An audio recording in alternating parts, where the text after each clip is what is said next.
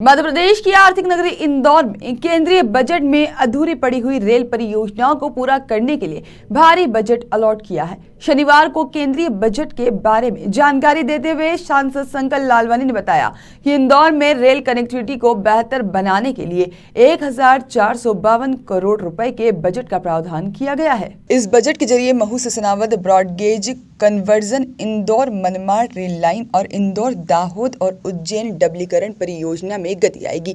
हालांकि पिछले वित्तीय वर्ष में अधूरी रेल परियोजना के लिए बजट अलॉट नहीं किया गया था, लेकिन अब उम्मीद है कि नए बजट से सालों से अधूरी पड़ी हुई रेल परियोजना को पूरा करने में मदद मिलेगी। सभी परियोजना पूरी होती है तो इससे इंदौर की रेल कनेक्टिविटी बेहतर होगी। दक्षिण भारत से इंदौर सीधे तौर पर जुड़ेगा और हालांकि इसके लिए जल्द ही पश्चिम रेलवे के अधिकारियों के साथ बैठक की जाएगी और पहले जिस तरह की गलतियां हुई है उन्हें ठीक किया जाएगा। तो पूरे देश में जो हमारी अगर हम पॉपुलेशन के मान से करें तो पूरे देश में 5% लोग टैक्स, इनकम टैक्स भरते हैं, 5%।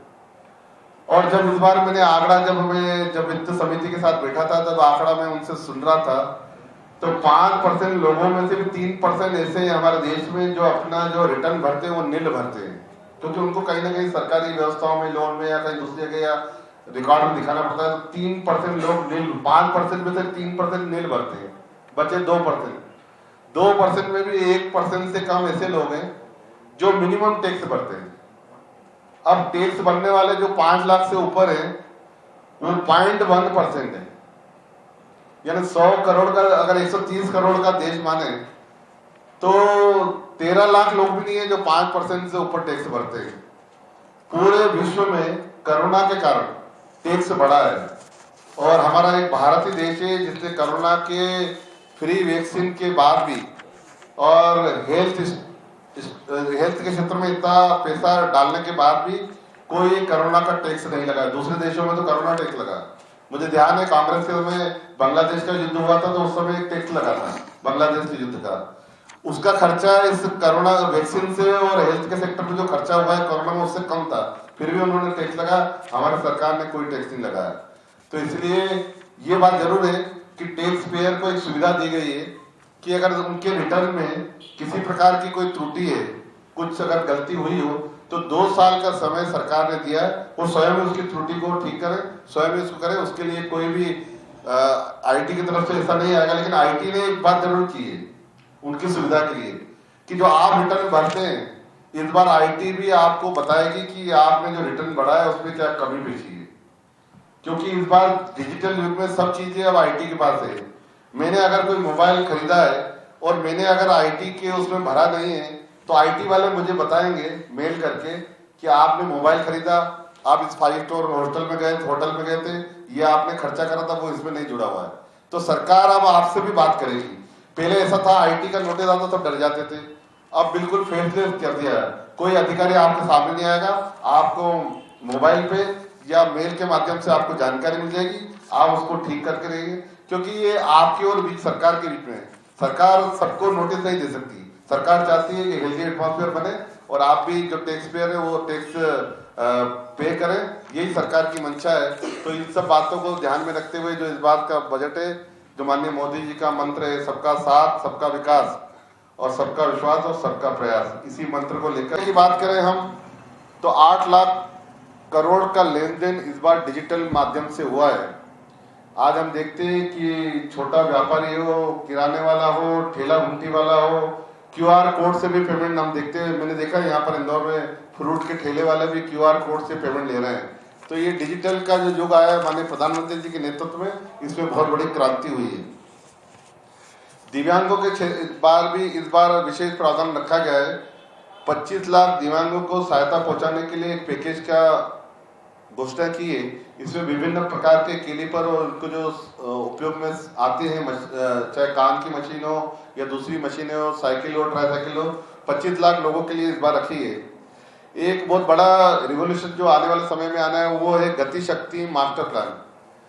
बीच में हमने देखा था माननीय प्रधानमंत्री जी ने इसकी घोषणा की थी। ये एक बहुत बड़ा रिवोल्यूशन आने वाला है। इसमें रेल हो, सड़क हो, एयरपोर्ट हो, सबको एक साथ जोड़ रहा है और इससे गति शक्ति मास्टर प्लान के माध्यम से मल्टी मॉडल ट्रांसपोर्टेशन बनाया जाएगा। हम इंदौर में भी हमने देखा, इंदौर का जो रेलवे स्टेशन आने वाले समय में जो नया बनने वाला है उसको मेट्रो से भी जोड़ रहे हैं, एयरपोर्ट से भी जोड़ रहे हैं और बस से भी जोड़ रहे हैं। ऐसे मल्टी मॉडल ट्रांसपोर्टेशन पूरे देश में आने वाले हैं और ये गति शक्ति मिशन के माध्यम से जुड़ने वाला है, क्योंकि हमने देखा है अलग अलग विभाग जब काम करते हैं उनमें कोऑर्डिनेशन नहीं रहता है। तो माननीय प्रधानमंत्री जी ने सभी विभागों को जोड़कर एक गति शक्ति मास्टर प्लान विभाग बनाया। अब ये सब बड़े काम इस मास्टर प्लान के अंतर्गत होंगे। अगर नेशनल हाईवे की बात करें तो नॉर्थ से ईस्ट को और साउथ से वेस्ट को हमने इस बार जोड़ने का काम किया है। और माननीय नितिन गडकरी जी जब इंदौर पे आए थे उन्होंने भी ये बात कही थी। कांग्रेस के समय आजादी के बाद पूरे देश में सिर्फ 90,000 किलोमीटर की सड़कें बनी थी आजादी के बाद। हमारे मोदी जी के नेतृत्व में, उनके नेतृत्व में पिछले सालों में 1,40,000 किलोमीटर की सड़कें बनी, यानी जो आजादी के 70 साल में नहीं हो पाया वो इस 7 सालों में हो पाया है। अगर हम शहरी विकास की बात करें तो शहरी विकास में जो इस बार बजट में प्रावधान किया गया है वो पहले से 3 गुना ज्यादा किया गया है, क्योंकि आने वाला समय हम देख रहे हैं कि ग्रामीण क्षेत्र के लोग शहरी क्षेत्रों की ओर जा रहे हैं। तो शहर में जो चैलेंजेस आएंगे, जब पानी हो, बिजली हो, सड़क हो, ड्रेनेज हो, उसको चैलेंजेस पूरा करने के लिए इस बार बजट 3 गुना किया गया है। अगर रेलों के माध्यम की बात करें, रेल के हर क्षेत्र में रिवोल्यूशन हुआ है। मीटर गेज को ब्रॉड गेज में पूरे देश में परिवर्तन हो रहा है और जहां भी डीजल के इंजन चलते हैं उसको इलेक्ट्रिफिकेशन में परिवर्तन किया जा रहा है। इस बार 24,000 किलोमीटर विद्युतीकरण ट्रेनों का रेलवे ट्रैक का हुआ है। आने वाले समय में लक्ष्य 2023-24 में कि पूरे देश में डीजल के इंजन बंद हो जाएंगे और इलेक्ट्रिक के इंजन चलेंगे। 400 वंदे भारत ट्रेनें चलाई जा रही है और हम प्रयास कर रहे हैं कि इंदौर से भी वंदे भारत ट्रेन चले। एयरपोर्ट की बात करें तो 21 नए एयरपोर्ट इस बार बनने जा रहे हैं, बजट में प्रावधान है। छोटे और जो छोटे एयरपोर्ट है उनको बड़ा किया जा रहा है, उसमें हमारा इंदौर के एयरपोर्ट भी है। अगर दूसरी तरफ हम अर्थव्यवस्था की बात करें तो कुछ आंकड़े में देना चाहूंगा। ग्रामीण महिलाओं को अपने पैरों पर खड़ा करने के लिए सेल्फ हेल्प ग्रुप बने हैं, जिसमें कि बैंकों द्वारा 65,000 करोड़ का लोन 28 लाख ग्रुपों को दिया गया है अभी तक।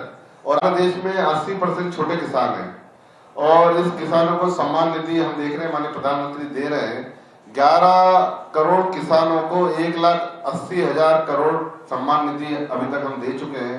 और इस बजट में 58 करोड़ का बजट, 58,000 करोड़ का बजट हमने किसानों की सम्मान निधि के लिए रखा है।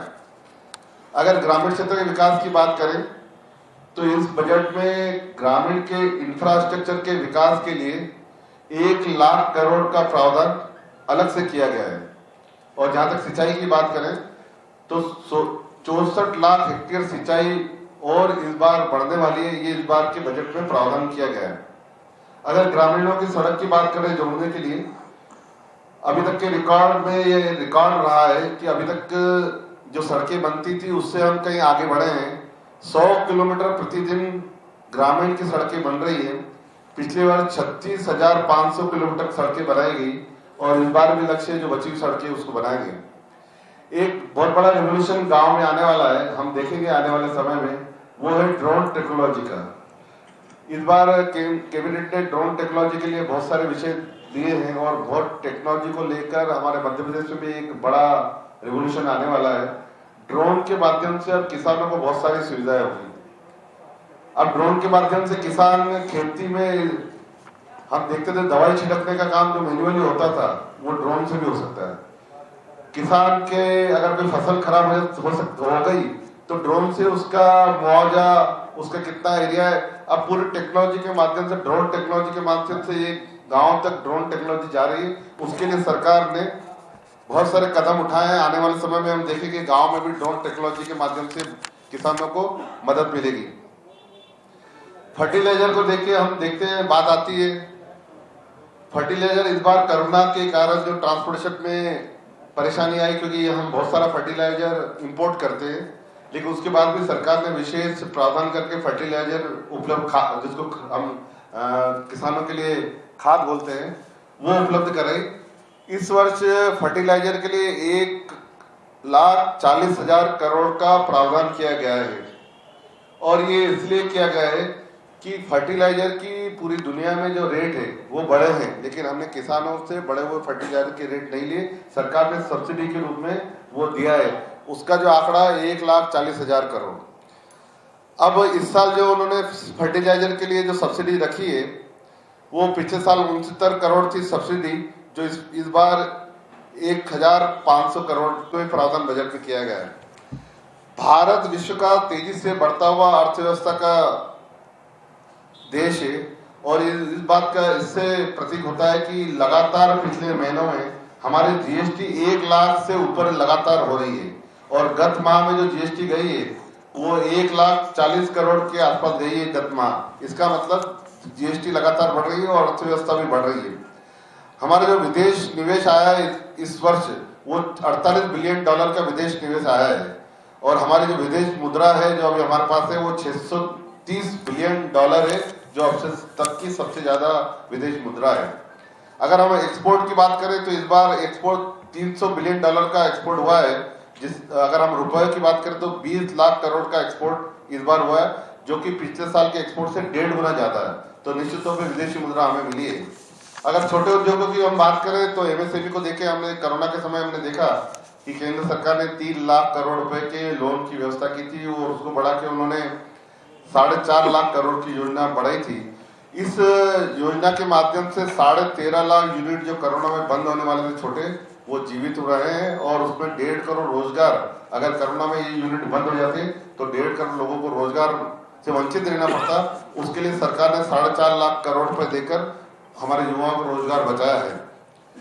यही नहीं, युवाओं के रोजगार के लिए भारत सरकार ने एक नया आयाम शुरू किया है, वो है भारत को ग्लोबल मैन्युफैक्चरिंग हब बनाना और इसके लिए 1,79,000 करोड़ का अलग से एक पैकेज बनाया है और ये मैन्युफैक्चरिंग के क्षेत्र में पूरे विश्व में अब भारत मैन्युफैक्चरिंग का हब बनने वाला है। इलेक्ट्रॉनिक और टेक्नोलॉजी की अगर हम बात करें तो भारत अब लीडर इसमें बनने वाला है। उसके लिए एक पैकेज की अलग घोषणा की गई है जो 76,000 करोड़ का पैकेज है, जो सिर्फ इलेक्ट्रॉनिक और टेक्नोलॉजी के रूप में रहेगा। रक्षा क्षेत्र में नए स्टार्टअप को बढ़ावा देने के लिए हजारों करोड़ की जो कल पुर्जे जो विदेश से आते थे वो हमारे छोटे एमएसएमई उद्योग में बनेंगे। सरकार ने ये निर्णय लिया है कि 87% जो हमारे कल पुर्जे रक्षा क्षेत्र में लगते हैं वो अब स्वदेशी बनेंगे। स्किल इंडिया के माध्यम से 2 करोड़ युवाओं को प्रशिक्षण दिया गया है और इस बार जो पिछले कोरोना के समय 60,000 नए स्टार्टअप हमने देखे देश में बने हुए हैं और इस 60,000 नए स्टार्टअप में 6 लाख लोगों को रोजगार भी मिला और कोरोना काल में ये विश्व का रिकॉर्ड है कि हमारे 40 से ज्यादा यूनिकॉर्न स्टार्टअप बने हैं जिनकी वैल्यू प्रत्येक की 7,400 करोड़ है। बहुत बड़ा रिवोल्यूशन है युवाओं के लिए। दुनिया में इंटरनेट सबसे सस्ता भारत में और मोबाइल भी सबसे सस्ता भारत में। ये टेक्नोलॉजी को डिजिटल को बढ़ावा देने के लिए ये रखा गया है और मुझे लगता है कि ये आने वाले समय में जो डिजिटल इंडिया का युग आने वाला है उसके लिए एक बहुत बड़ा कदम रहेगा। एक विषय हमारी चर्चाओं में जो समाचार पत्रों में भी आता है और बातचीत में भी आता है वो ये आता है कि टैक्स रिबेट इस बार। खैर, मध्य प्रदेश के लिए इंदौर से अंशुल मुकाती की रिपोर्ट।